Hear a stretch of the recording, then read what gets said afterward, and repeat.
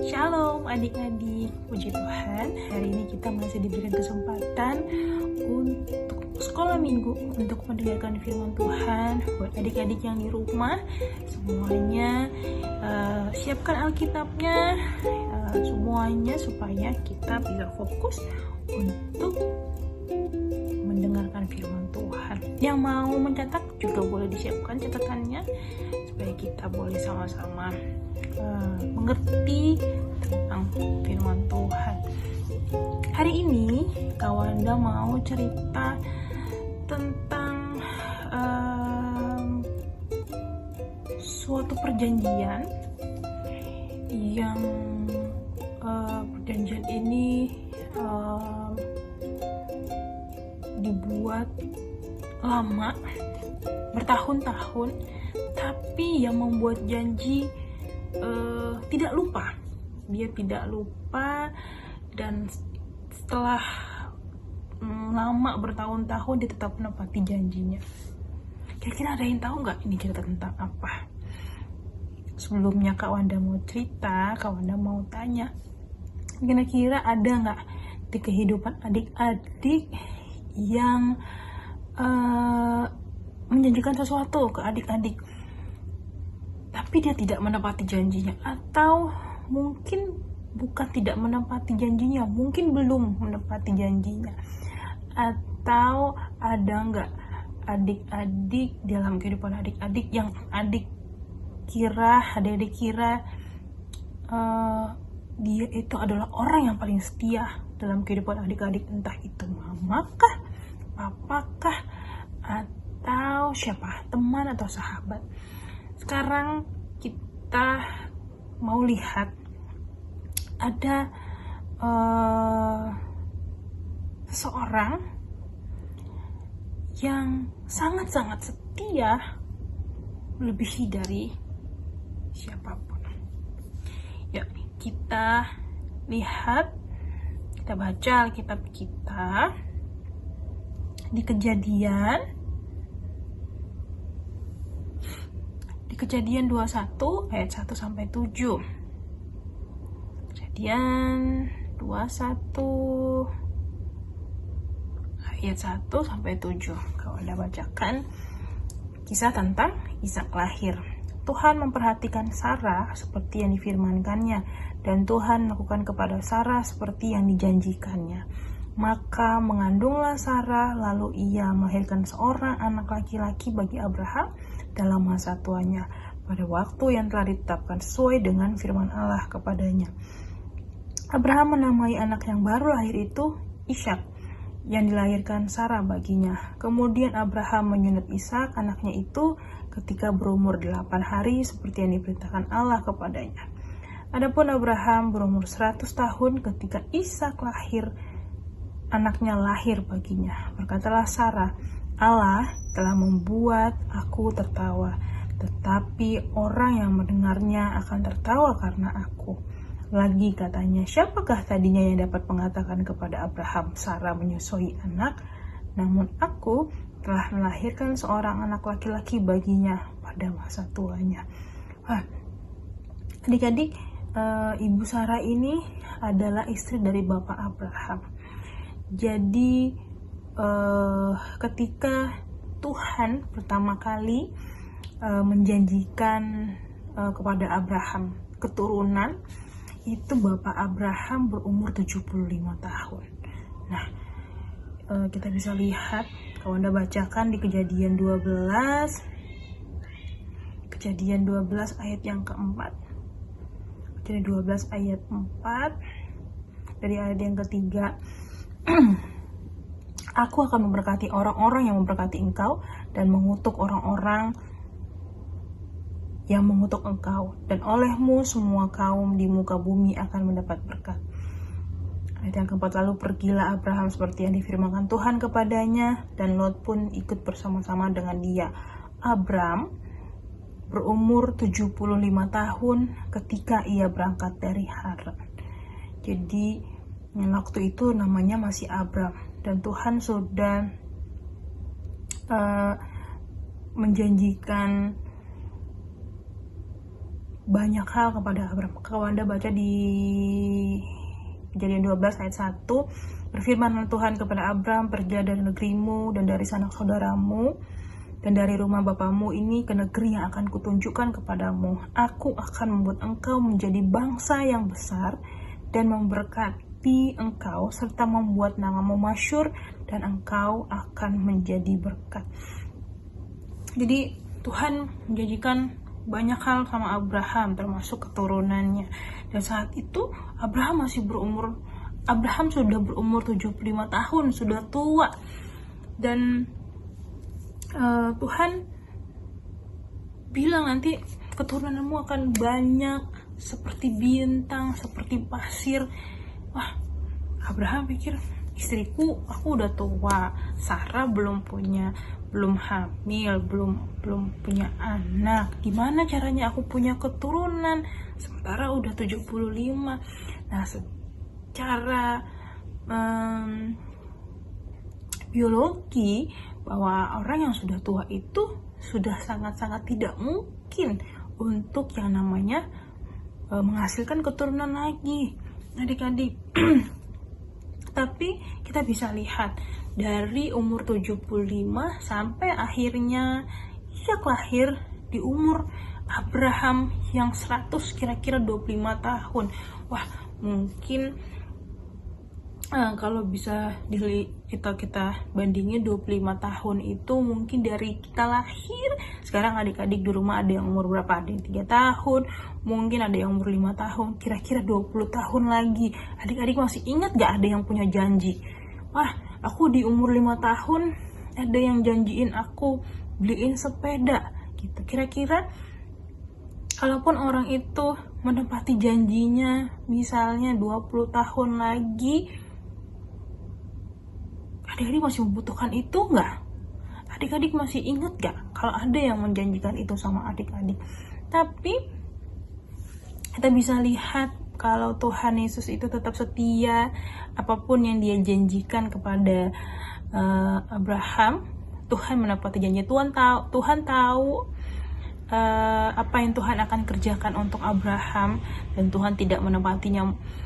Tuhan gak berpikir, udah umur 100 tahun, Abraham lupa kali sama janji yang pernah aku sampaikan. Ya, manusia rata-rata seperti itu ya. Mungkin udah 25 tahun berlalu nih, udah 10 tahun berlalu. Udah lupa kali Kawanda sama janjinya Kawanda. Ya, Kawanda mungkin bisa lupa. Atau siapa lagi, atau mama pernah menjanjikan sesuatu ke adik-adik untuk dibelikan sesuatu. Tapi sampai 10 tahun berlalu, mungkin kamu udah lupa kali nih sama janjinya. Kita sendiri yang dijanjikan sudah lupa, tapi Tuhan tetap menepati janjinya. Tuhan kita adalah Tuhan yang setia. Kalau sekarang adik-adik dengar firman Tuhan, dan firman Tuhan bilang kalau Tuhan Yesus akan memberkati adik-adik, sekolahnya adik-adik akan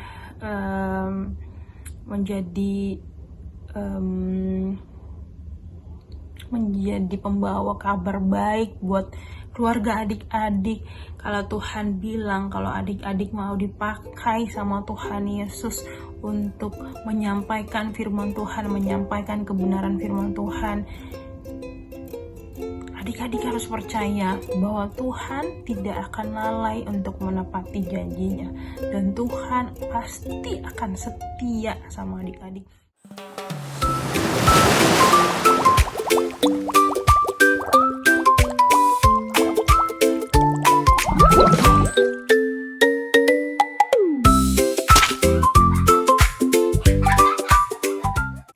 Menjanjikan sesuatu kepada adik-adik dan mau memberikan sesuatu kepada adik-adik, Tuhan tidak semerta-merta meninggalkan adik-adik.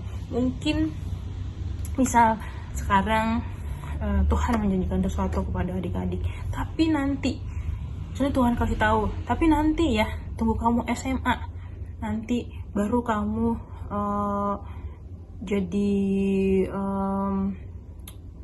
hamba Tuhan misalnya, atau nanti pas kamu udah kerja ya, baru kamu boleh menjadi berkat buat orang-orang. Terus nggak semerta-merta dari sekarang Tuhan Yesus itu lepas tangan, tapi dari sekarang Tuhan Yesus akan menuntun adik-adik sampai ke waktu yang Tuhan akan tentukan waktunya. Jadi dari adik-adik umur 5, atau Tuhan misalnya akan menepati janjinya di umur adik yang ke-10, dari umur adik yang 5 tahun sampai adik ke umur yang ke-10 tahun, sampai adik mendapatkan janji Tuhan itu, Tuhan tidak akan meninggalkan adik-adik.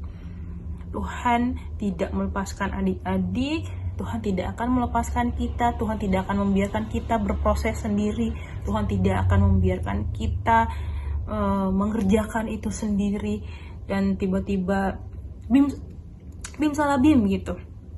Wah, akhirnya gue dapet janjinya gue di umur 10 tahun gitu, misalnya di 5 tahun lagi. Enggak, dari 5 sampai ke 10 Tuhan tetap berproses, Tuhan tetap ada bersama adik-adik, bersama kita, untuk kita bersama-sama menerima dan melihat janjinya Tuhan itu. Jadi adik-adik,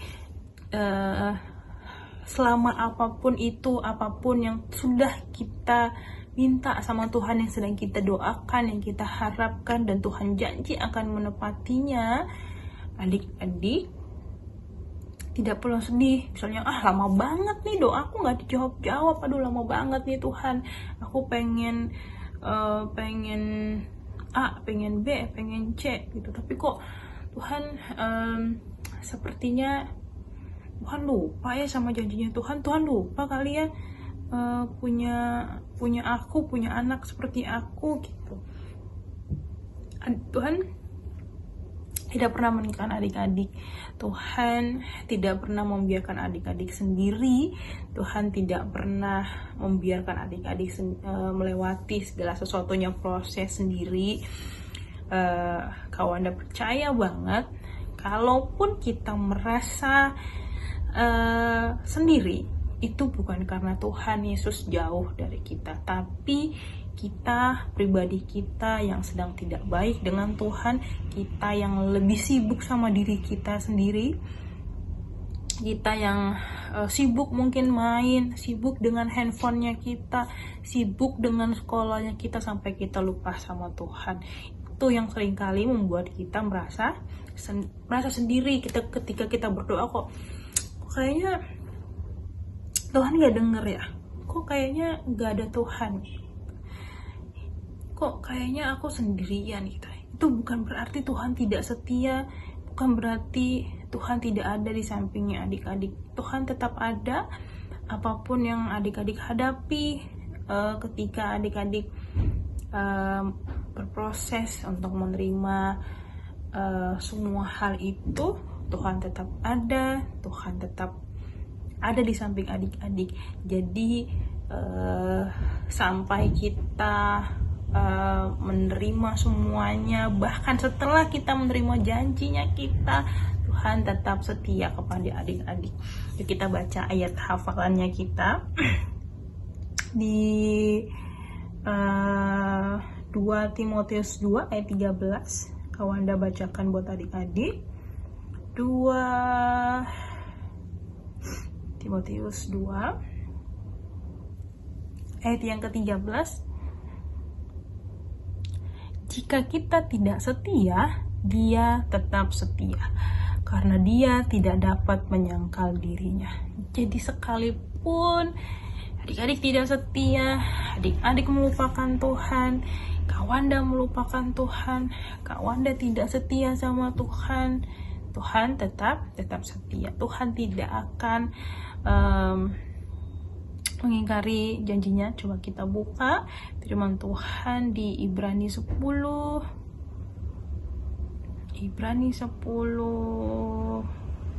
ayat yang ke-23. Anda bacakan buat adik-adik. Marilah kita teguh berpegang kepada pengakuan tentang pengharapan kita, sebab Ia yang menjanjikannya setia. Jadi apapun pengharapan kita, selama apa yang kita lakukan benar di hadapan Tuhan, selama kita tetap berlaku sesuai dengan kebenaran firman Tuhan.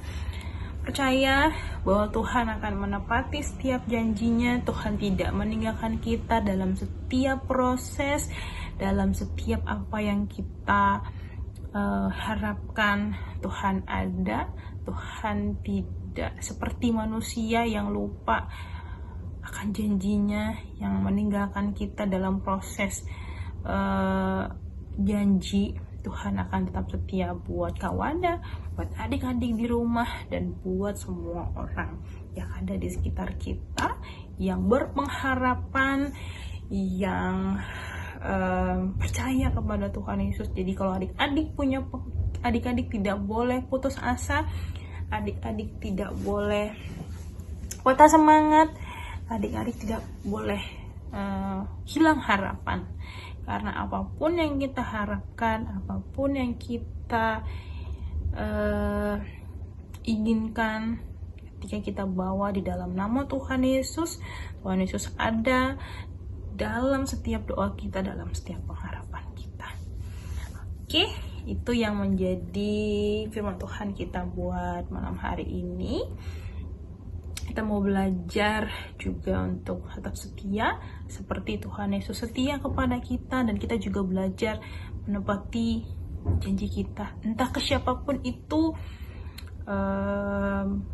ke orang tua, ke siapapun itu. Kalau kita punya janji, kita belajar untuk menepati janji kita, karena teladan kita adalah Tuhan yang setia dan juga menepati janjinya. Yuk kita sama-sama berdoa. Tuhan Yesus yang baik, terima kasih buat berkat firman Tuhan.